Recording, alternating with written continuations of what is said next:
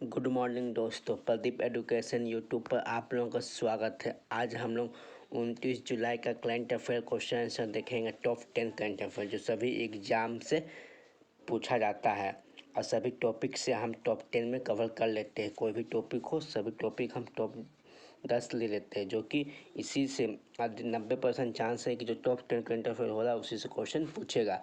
इससे पहले का वीडियो नहीं देखे तो लिंक डिस्क्रिप्शन में मिल जाएगा। राइट साइड में एक आई बटन आएगा, वहाँ भी आप लोग जाके देख सकते हैं।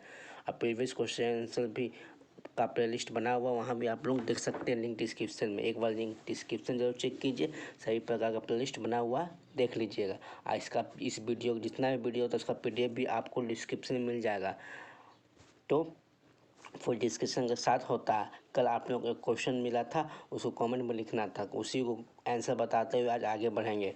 देखते हैं कल का क्वेश्चन क्या है। चौथे संस्करण खेलो इंडिया यूथ गेम की मेजबानी 2021 में कौन सा राज्य करेगा? मध्य प्रदेश, छत्तीसगढ़, हरियाणा, दिल्ली। तो हरियाणा राज्य करेगा चौथे संस्करण का खेलो यूथ गेम मेजबानी 2021 का। ये जो खेलो इंडिया यूथ गेम है वो हमारे बहुत ही फेमस गेम है, जिससे कि हमारे युवाओं लोगों को अवसर मिलता है। तो कहाँ पर आयोजन किया जाएगा? हरियाणा में आयोजन किया जाएगा। क्या? खेलो इंडिया यूथ गेम की मेजबानी 2021 में जो होने वाला है, हरियाणा में आयोजन किया जाएगा। एक क्वेश्चन हो गया। कल का एक क्वेश्चन था, आप लोगों को बोलना था। तो आज का top 10 current affair question answer हम लोग देखेंगे, जो कि वेरी इंपॉर्टेंट है। देखते हैं आज का पहला क्वेश्चन क्या है। उन्नत भारत अभियान के लिए IIT दिल्ली ने किसके साथ समझौता किया? DRDO, फेसबुक, गूगल या फिर टाइफेड? किसके साथ समझौता किया? तो किसके साथ समझौता किया? टाइफेड के साथ समझौता किया है। कौन? IIT दिल्ली ने किस उन्नत भारत अभियान के लिए। देखते हैं इसके बारे में क्या है। जनजाति मामलों के मंत्रालय के अंतर्गत आने वाला टाइफेड किस मंत्रालय के अंतर्गत आता है? जनजाति मंत्रालय के अंतर्गत।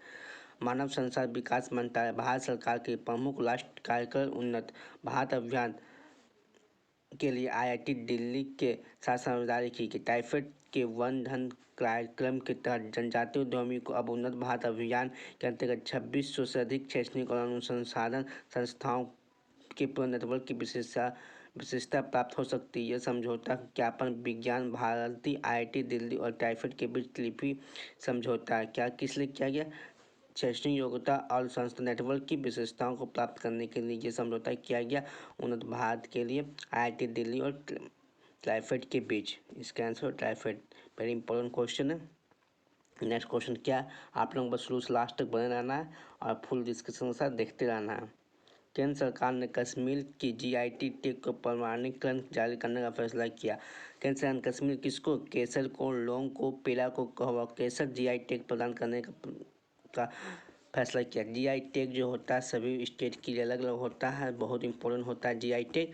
देखते इसके बारे में क्या दिया हुआ। केंद्र सरकार दुनिया भर में मशहूर कश्मीर केसर को GI टैग, किसको? कश्मीर केसर को, आप लोगों को पहले बता दें, केसर को GI टैग देने का फैसला किया गया है। केसर की GI टैग का प्रमाणीकरण जारी करने का फैसला किया। घाटी में उत्पादित केसर के प्रमाणीकरण मिलने से ये विश्व मानचित्र पर पहचान बनाने की दिशा में पहला बड़ा कदम है।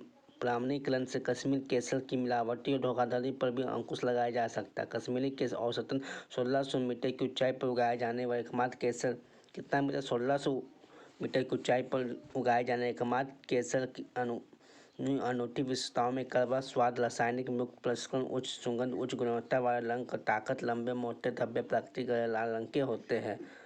बहुत इंपॉर्टेंट क्वेश्चन है केसर, जो कि जम्मू कश्मीर के GI टैग प्रदान किया गया है। नेक्स्ट क्वेश्चन क्या है?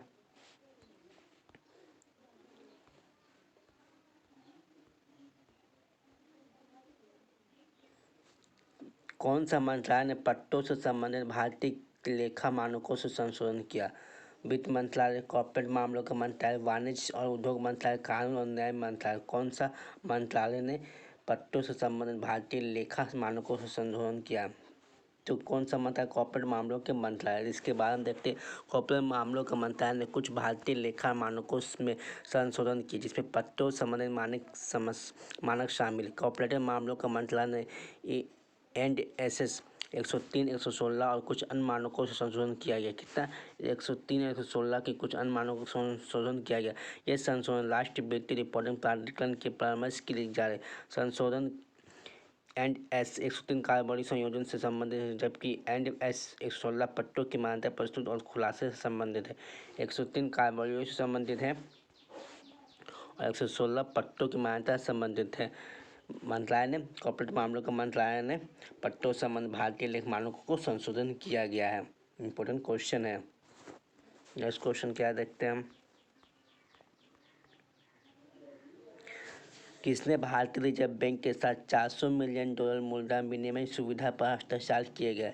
किसने? भारत, नेपाल, श्रीलंका, बांग्लादेश। तो आंसर क्या हो? श्रीलंका ने भारतीय रिजर्व बैंक के साथ $400 मिलियन की मुद्रा विनिमय सुविधा का हस्ताक्षर किए गए। देखते क्या है इसका आंसर।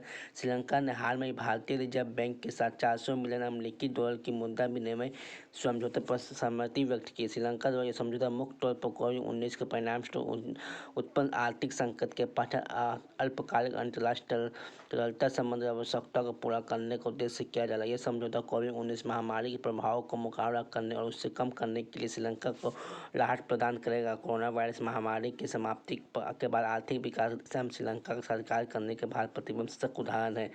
ये जो है भारत ने हेल्प किया कोविड-19 के परिणाम से, तो बहुत आर्थिक स्थिति की योजना, इसलिए ये काम भारत के द्वारा किया गया है।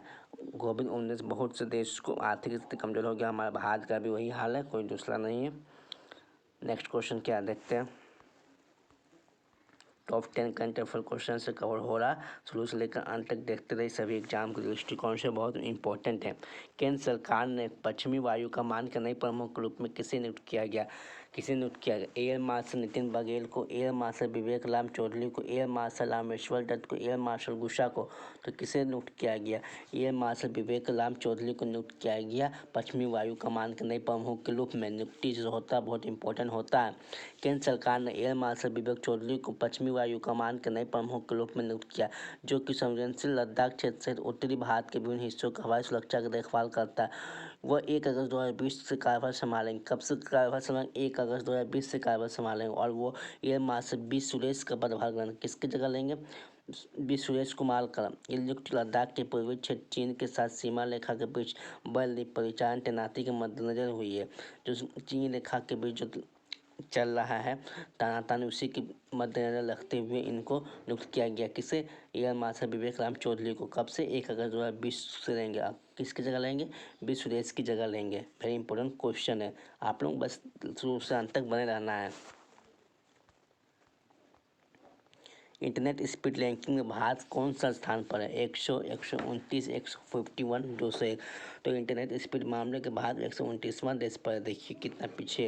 इंटरनेट स्पीड रैंकिंग में भारत 129वें स्थान पर। इंटरनेट स्पीड रैंकिंग में साउथ कोरिया पहले स्थान पर, यूनाइटेड अरब अमीरात दूसरा स्थान पर रहा, कनाडा तीसरा स्थान पर रहा। पहला स्थान पर साउथ कोरिया, दूसरा स्थान पर यूनाइटेड अरब अमीरात और तीसरा स्थान पर कनाडा।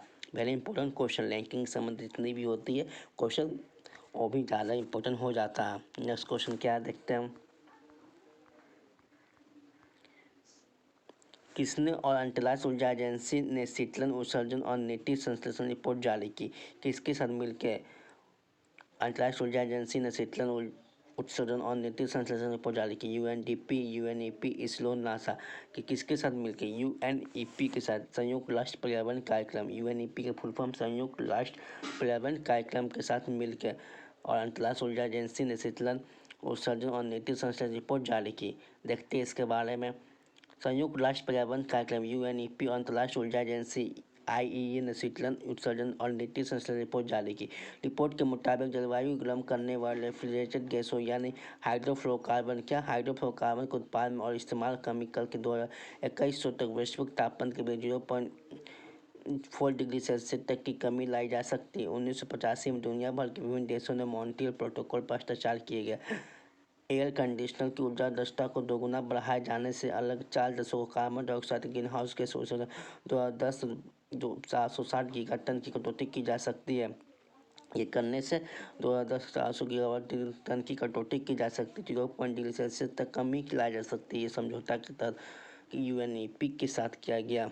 यूएनईपी और अंतर्राष्ट्रीय ऊर्जा एजेंसी ने मिलकर किया है।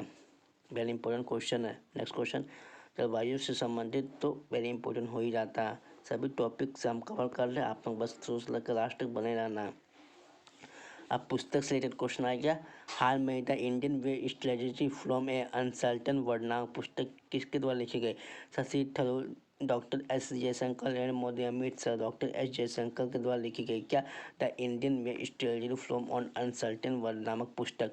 इस पुस्तक हॉपर कॉर्निस इंडिया प्रकाशन ने प्रकाशित किया। कौन प्रकाशित किया? हॉपर कॉर्निस इंडिया ने प्रकाशन किया।